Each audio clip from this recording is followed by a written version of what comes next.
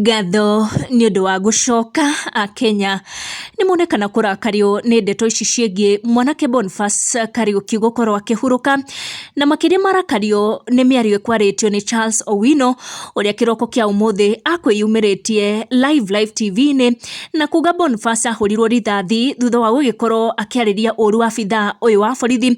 Mĩario yonekana kũrakaria Kenya na nginyagia atongoria a gĩsiasa, na women rep wa kũrĩa kaunti ya Kirinyaga Honorable Njeri Maina nĩ akorwo akĩyumĩria na gũkũmithia mĩario ĩyo ĩkwarĩtio, na nginyagia gũkorwo akĩũmĩrĩria famĩlĩ ya Boniface akiuga atĩ gũtiagĩrĩire ona hanini maabitha a borithi gwĩtĩkĩrio makoragwo magĩtũrĩkia mĩcinga a Kenya arĩa matarĩ nginya na kĩndũ gĩa kwĩgita, akiuga we can't normalize opening live fire at unarmed civilians who are just hustling to earn a living.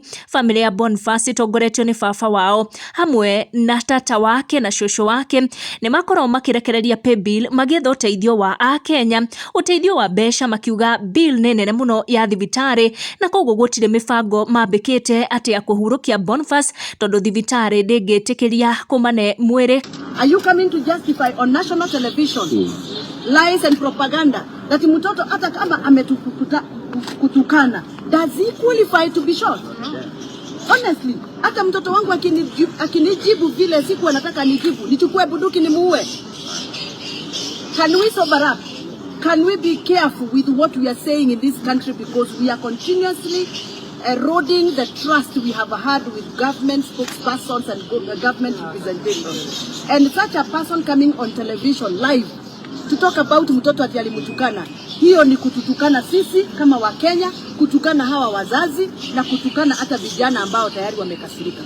And I want to call him out to stop spreading propaganda, to stop spreading lies. If you want to be relevant, men, look for the right platforms to be relevant, but not using a very sensitive case like this one of a fatally shot young man to justify your case. Hata kama huyo polisi alitukanwa, kwani ni yeye wa kwanza kutukanwa? Unataka kuniambia huyo askari hii ni mara yake ya kwanza kutukanwa?